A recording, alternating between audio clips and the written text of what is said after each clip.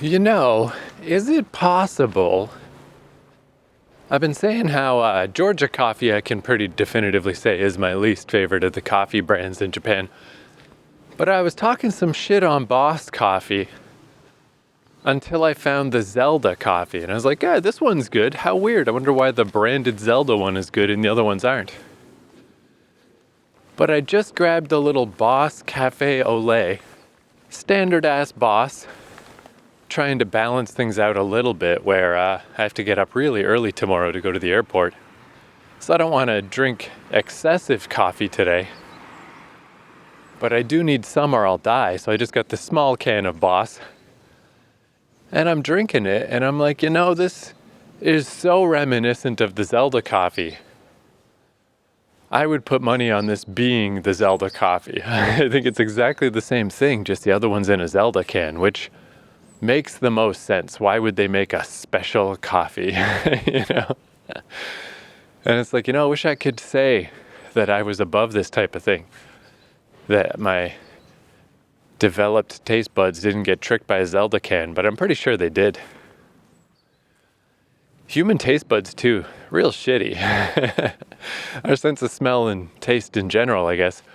But like the story that always sticks in my mind, because like wine people. I mean, anyone who's way too into anything is probably a bit annoying, talking about the specificness of some stupid shit. But wine people, it's out of control. The bouquet and the blah, blah, blah. And then they did a test where they just this is in Freakonomics, I think, in that book. They put a bunch of red food coloring in some white wine and got a bunch of fancy wine people to taste it. And next thing you know, wouldn't you know it, they're describing the fruity notes and the yada yadas just because it's the different color, Human taste buds are shit. It's best to just admit it. But yeah, I'm pretty sure the Zelda coffee, which again is probably long gone by the time you hear this, but if you ever want to know what it tastes like, just get the Boss Cafe au lait. That's what it tastes like. That's clearly what it is. All right, so I made it to Ome Station. Definitely not a short ride. And a lot of waits, particularly at Hachioji, waiting to get to Hajima. It's a short stretch, but it's like, oh yeah, every time I was at Kita Hachioji, it was always a wait for the train, but I didn't realize that train was literally just sitting at Hachioji Station. But it is, so I had to sit there. Anyway, it's 1 p.m., that's not too bad. Because this is one of those treks that I could probably do the whole thing. Not the whole thing, but the 4/5 thing. Stopping one stop before the end. Especially since I've done it backwards now from that station, so I totally know how to do it. But this hiking course is also split roughly in half. So I'll be doing the more developed half first and then the woods half second. So we'll see if the day slips away from me or if I just want to bail out. I might only do half. We will see. Because I don't have all the time in the world, but enough. I just got to get through this before it gets dark. And then I can just ride the train home, and it's going to be a very long ride. But once I get back, there's nothing to do but organize my stuff a bit. Pathetically try to sleep, then wake up at the crack of dawn. Because even though I'm only going to Haneda, and it's very close to Yokohama, that was part of the point of how I set this all up. It's amazing how all that stuff adds up. Like, by the time I get up and get my stuff together, there's an hour. Getting to the airport it says only an hour, but why risk it, I've never done it before. Some of the traffic jams on the subways. Going to the coast is so easy. The coast is always dead empty. Heading up toward Tokyo, not so much. I was packed in like a sardine yesterday coming home. So that could eat up more time than I think. I've never been to that airport before. Basically, if I want to get there a couple hours early, which is the minimum for me to be somewhat calm, I have to get up very early for a noon flight. But basically, for my final big grand finale day in Japan, this is basically working out But the best laid plans of dumb Canadian fucks. Basically, I feel like last episode was the perfect finale. I was walking through my old neighborhood near Ikebukuro and just feeling the love, feeling the vibe, feeling ensconced by Japan. Tired, but in a nice way. Just a nice day and a nice way to end stuff. But then I came up with the plan that I would travel all the way out here to Ome and do this hiking course. Because my thinking is, what will I wish I could do? 2 weeks from now, 2 months from now. Hopefully by 2 years from now, I'll have come back to Japan. But if I don't for some reason, what will be the thing that I think about? Like, if I could be teleported to Japan right now and do any one thing, what would it be? And I think this would be it. I would be like, take me to Ome. I want to do that hike. So if I've got this one last day, even though this is very far away and it's kind of a silly thing to do, it's a lot of transit. This is like one of those one-way transit trips. Didn't seem so crazy. Doing it both ways is a little much. But fuck it, it's the last day. Let's do it. And I guess it's all kind of relative. Just eyeballing it on a map. It's like, all right, this is, just to get to Hachioji is double my little trips to the coast. But it's much less than going to Atami, and I did that. And then if you add the whole thing up all the way to Ome, that's probably a little more than Atami, but it's really not, it's not crazy, right? It's just not sensible. But yesterday I was like tired but feeling good. Just like, it's not bad. I'm definitely a little low on energy, but I don't feel bad. Where today I got more sleep, but man, like I went to bed early-ish by like midnight. Eventually fell asleep. I don't know when exactly. I mean, it never goes smooth for me, but technically I got quite a bit more sleep. But I woke up feeling so much worse. That feeling like someone hit you in the head with a sledgehammer. And it could be sleep debt, it's like, yeah, maybe I got more sleep that one night, but it doesn't mean it erases the lack of sleep from the day before. Could be just psychological, could be stress. I'm definitely a little stressed about traveling tomorrow because it's like, fuck, getting up in the morning is going to make everything so much worse. And there's no escape from that. That's just what I have to do. And there's just there's no way to solve that problem. Doesn't matter if I try to go to sleep early. That's just not how my body works. It ain't going to happen. I'm going to be very exhausted tomorrow no matter what. So that's going to make traveling stressful. And just traveling is stressful. Got to go to a new country, got to go through customs, got to do all this stuff. It always works out. I always make it through, but it doesn't mean it's pleasant. I made it into Japan. I made it through Narita to get here, but it wasn't fun. It was stressful and awful. So I got that coming for me tomorrow. So could be that too. Could just be the roll of the dice. Could just be I just woke up on the wrong side of the bed today. I don't know. Whatever it is, though, I was going to start recording podcasty stuff from the get-go. Say my goodbyes to that neighborhood, do my last little run of whatever. But I was just like, God, I'm just miserable. Just like, fuck it. So anyway, I napped on the train pretty much the whole way here. And now I'm here. I'm on the mountains. I'm going up through. I definitely feel better. But this might be, I was hoping for type A fun. Type A fun where it's fun as you do it. And maybe, I am feeling a lot better now. Even just that slow pace of talking was because I was walking up a hill. But now I'm up on the ridge. Just some exercise, energy begets energy. I'm definitely feeling better. But I was afraid maybe this is going to be type B fun, where it sucks, but you're happy you did it later. But yeah, I'm already starting to feel better. And yeah, what else was I going to do today? It's like, maybe it would make more sense on your last day before traveling to stay more local. But realistically, there's only so much I can do. I mean, I've got everything I own fits in a book bag. That's all I got to do is put all my stuff back in the book bag, and I'm ready to go. I've already read about customs stuff in South Korea. I got the address to my Airbnb prepared. That was good to know. So I don't have to find Wi-Fi in the airport and go into Airbnb and figure that out. I mean, maybe it would help me be unstressed to stay at home and be super prepped for tomorrow, but I feel like realistically, I would just be running through the same information again. Just overdoing it. Perhaps being more stressed by just constantly reading, following map directions. How do I get to my Airbnb? Blah, blah, blah. It's like, whatever, dude. Things are basically set up as much as they're going to get set up. And I would miss out on this. I would miss out on this journey.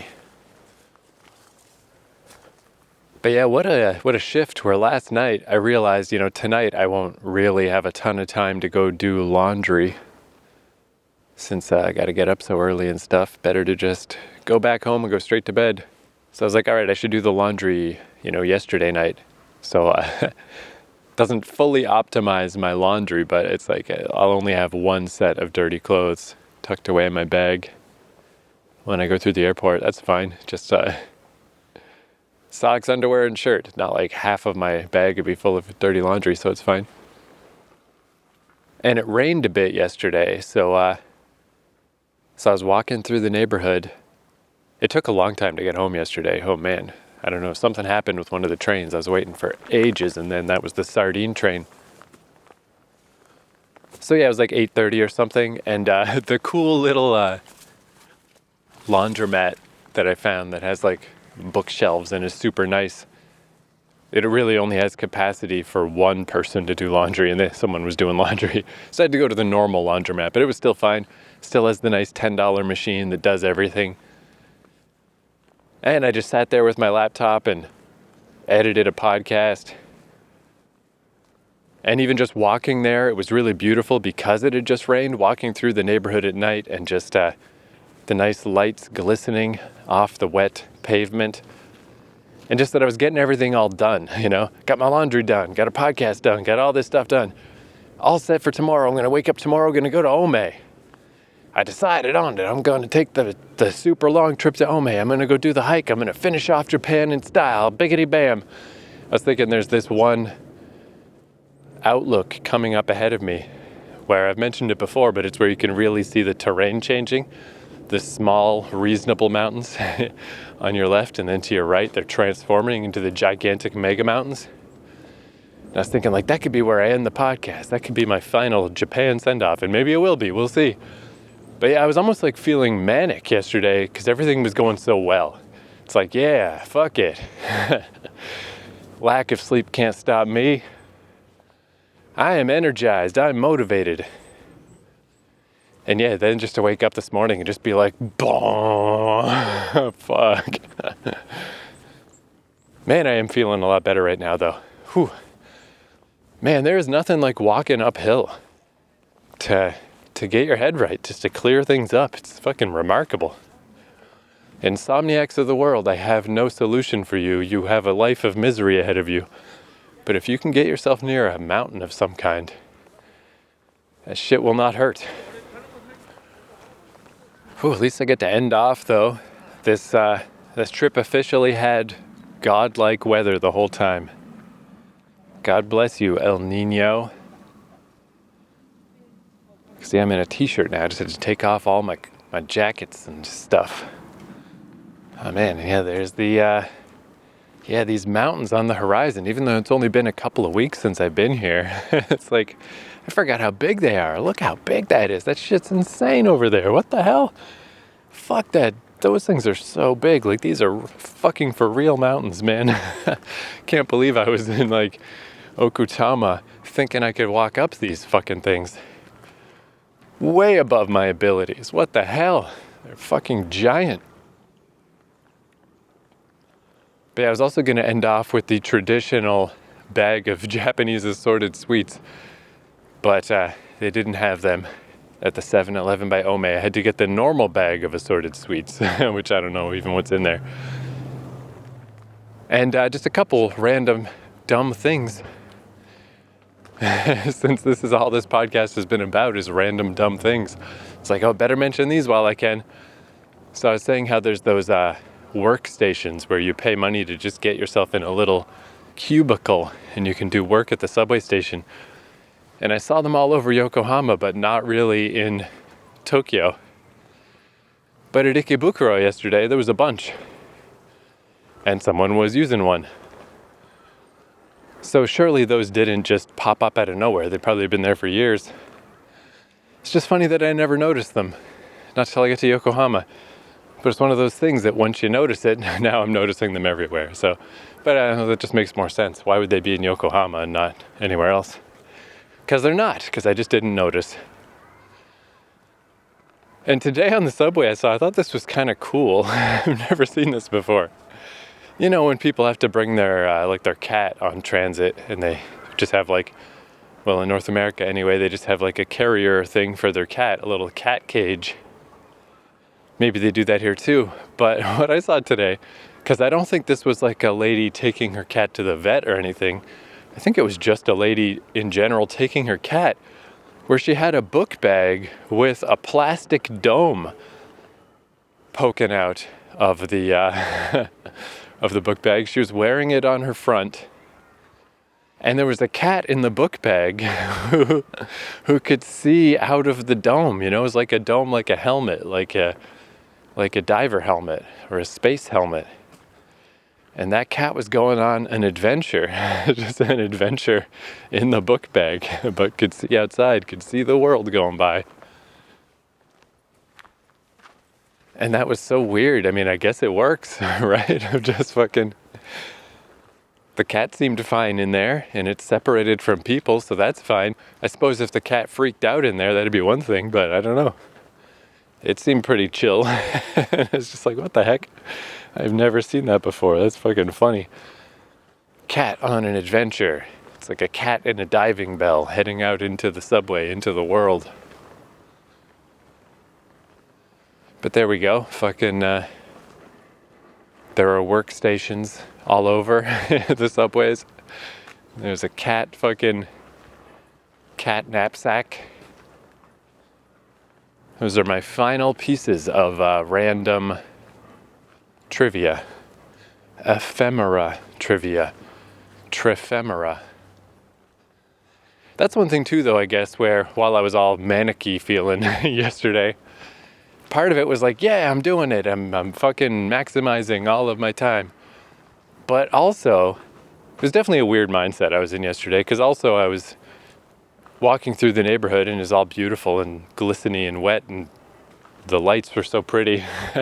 That is one thing, just because it hasn't rained that much, I didn't get to see very much. But man, Tokyo and Yokohama and any Japanese city, they look so good after rainfall. They look fucking amazing. I mean, everything looks cool in those conditions, but all the lights and stuff, it looks so good.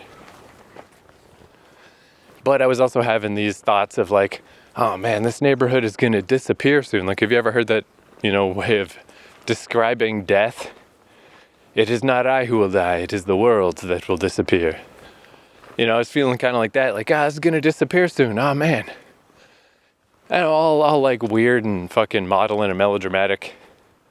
It's kind of good in a way today, I guess, for the hammer of reality to just slam me in the head and just be like, hey, sleepy, what are you doing? You should just go back to bed. You shouldn't be going to Ome. You're tired and miserable. But it brings things down to reality a little, which is actually probably a better way. Probably a better way to head out. It doesn't need to be all fucking mystical. Because, yeah, it was sort of the same thing last time I left Japan in 2019. Man, that was a long day. Because, again, I had to wake up. That time I was going to Narita from Akigawa Station. Insane. Just what a bad plan. That's why I wanted to get nearer the airport this time. I was also crazy exhausted. because I couldn't sleep, of course.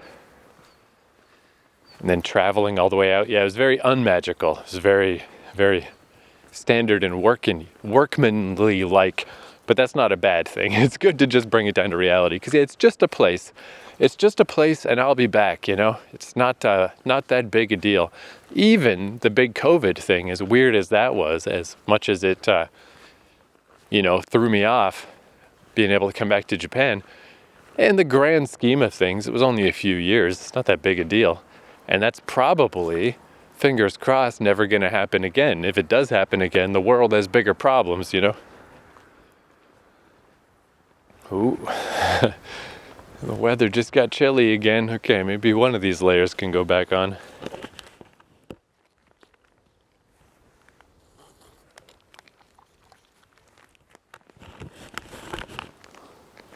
Man, I just, had to swap out my coats and stuff, and I was like, all right, next thing to say, just keeping a little bookmark in my brain. Next thing to say is, overly idealizing Japan is not doing anybody any favors. But as I was just, changing out jackets, and I'm just looking out through the trees, like it wasn't very hard to walk up this far, up onto this ridge, but already I'm at the point where, like, looking out across, I can see amazing tree-covered mountains just spilling out into the distance.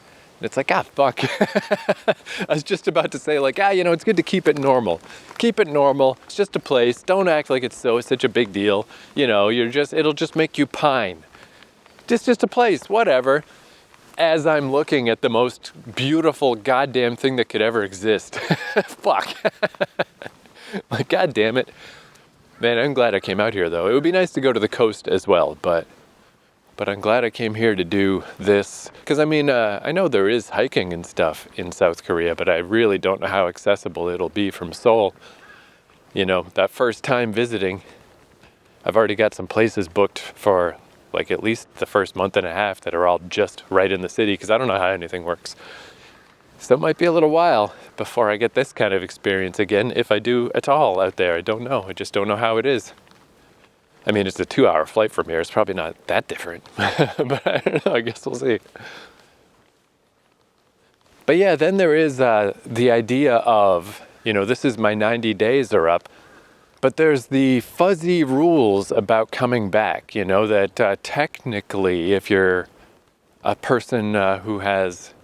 the different little checklist things. If you can prove that you've got money in your account and you have a visa in good standing, you're from a country people find enjoyable, I could probably come back to Japan for another 90 days, for the total of 180 out of the year.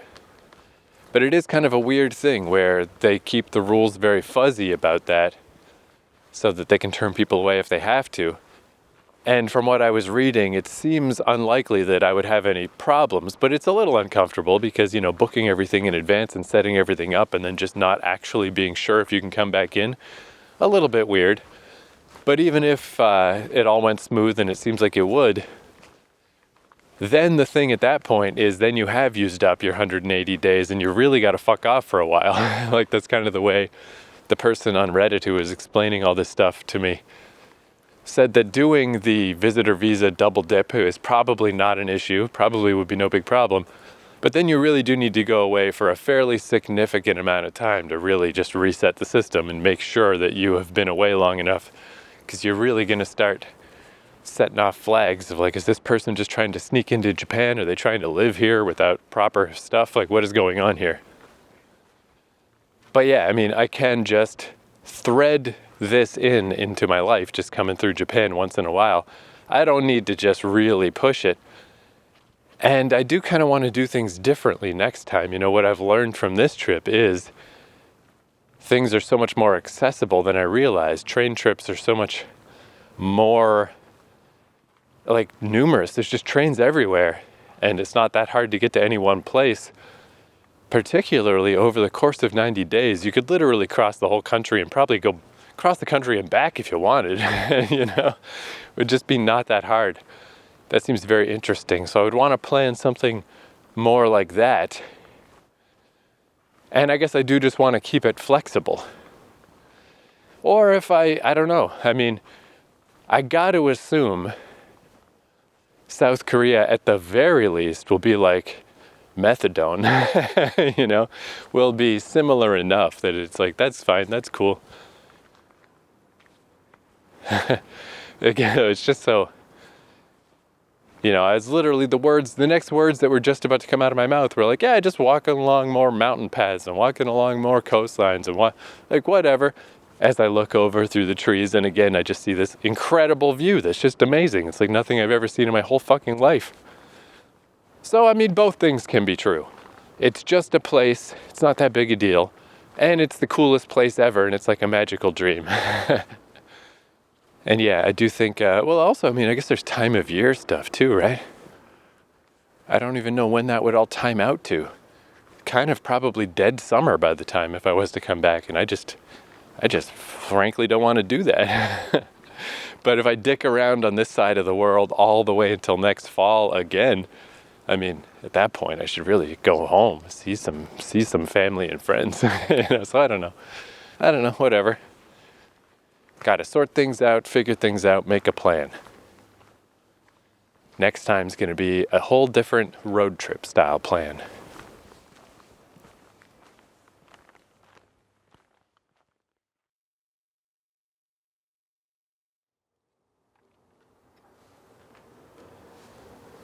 All right, here I am at the lookout. This is the one that if you're on the North Ome Hills hiking course, there's only one weird little porta potty style squat toilet on the route. So it's just to the west of that, north of Mianohira Station, Miyannohira Station. Because, yeah, there's a path that goes down from here. I presume it goes to that station, although we're really not close.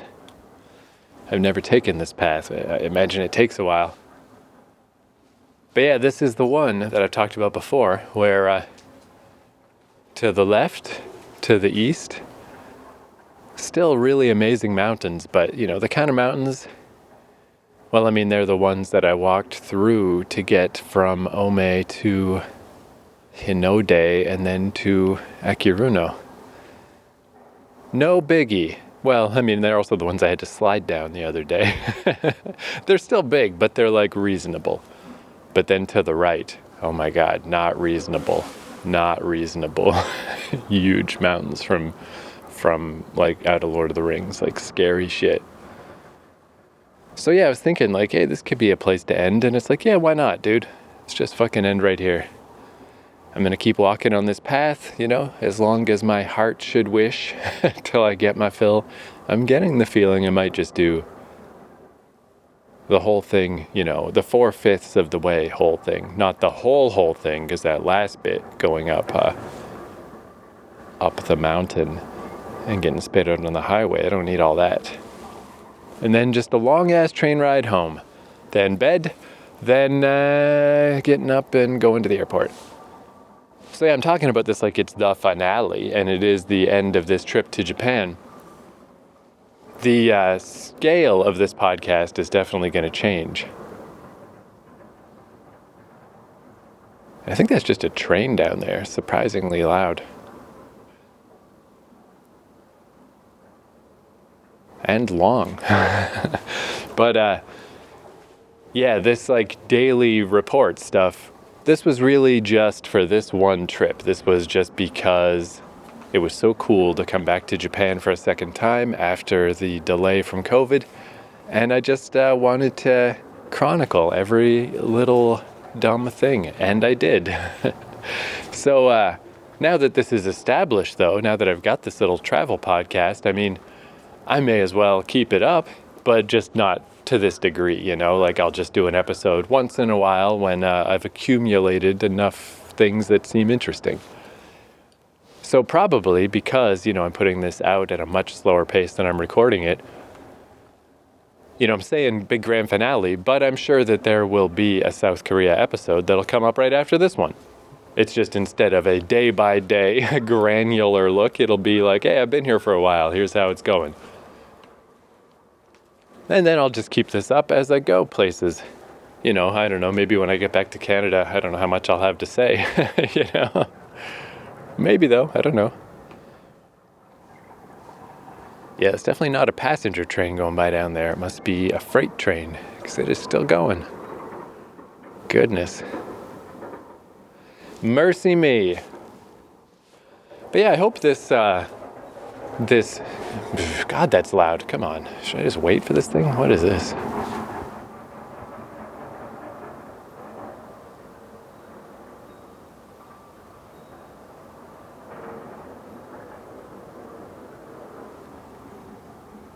I guess presumably freight trains go slower when they're in residential areas too. They're not zipping along.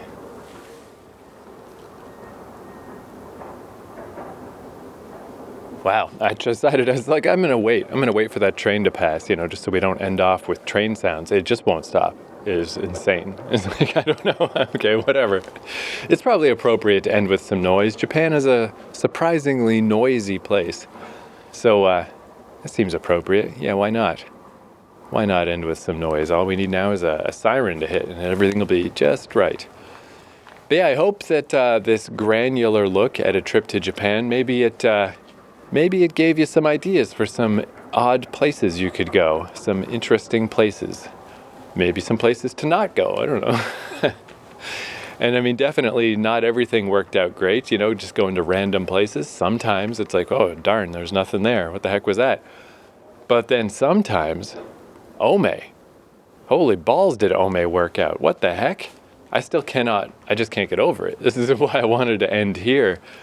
I can't believe how accessible this is, and I'm up on a mountain looking down at creation. It's fucking beautiful. And it's so easy to get to. I mean, man, I can't recommend Ome enough. Like I was saying, I mean, yeah, this will be the place. This will be the place, 6-8 months from now when I'll be daydreaming or trying to fall asleep some night and I'll just be like, if only I was in Japan, what would I do? And of course, there's a million things I would do. I'd go to this coastline. Oh, I'd go to here. I'd go to there. But this is for sure way high on the list. Take me to Ome Station. Let me walk on that fucking mountain path, dude. That shit is the greatest thing in the world. I mean, I'm looking at it right now, and I can scarcely believe that this is not a weird painting or a postcard or something. This is real. See what I mean, though? The train is still going. Are you kidding? Yeah, we wouldn't want to end on too idyllic a note, right? I don't know, though. That's weird. Like, I can't see it. I don't remember seeing a lot of those types of trains. I guess I have. I guess it's some of the really big train yards. Like, out at the edge of the yard, you'll see, like, some kind of weird... Whatever, who cares? Just trying to think. Is there anything else to say? But I think that's it.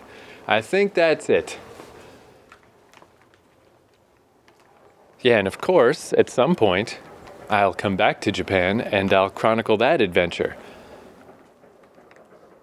And then it'll depend, I guess. If I did this again, if I just did this same thing, I'll just go back to Fukuoka. I'll just go back to Tokyo. I don't think I would do the daily podcast report again because, it's done. I did it. Whatever there is for me to squeeze out of this, I think I did it. Whatever stupid little observations and stuff. Even toward the end of this 90-day journey, I felt like I was pushing it a little bit. It's like, wow, I'm still doing this, huh? I'm still just recording whatever I do every day, even if I'm not doing anything. Laundry day again. But if I do set up a journey across Japan, TM, I'd have to come up with my own title, because that's the Chris Broad series. What could I call it? I don't know. Roaming, right? Yeah, this is roaming holiday. The roam across Japan. That might be worth chronicling day by day if I'm constantly getting on trains and going to new places and, just figuring out how that works. I feel like that could be, because, this is clearly a self-indulgent series. I'm doing this largely, I hope someone will listen to it and like it, but also it's just so I can remember stuff. Still going, still clackety-clacking out there. But yeah, I do hope that, there is some useful stuff in this podcast. Maybe there is. I certainly do like to just go ramble around to random places. So maybe I bumped into some things that aren't commonly chronicled. So yeah, if I do a little journey, more of a journey style visit, that could probably be useful too. That could be kind of helpful, maybe. But I do find that's a good way to approach things. Wow, it's just getting louder. Wouldn't it be weird if that wasn't a train at all? What if that was a rampaging killbot down there, like some kind of giant robot that was wrecking the shit out of things? I mean, surely then there would be sirens and screaming and whatnot.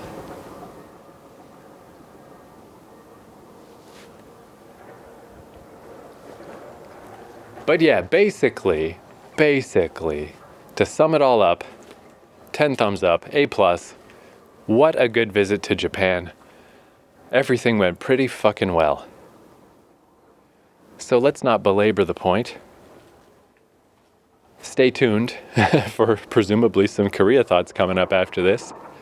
And let's just end with the sound of a freight train endlessly rattling its way across the Japanese countryside. From Ome Station and its sweet hiking course, I've been your host, Keith McNally. Thank you for listening.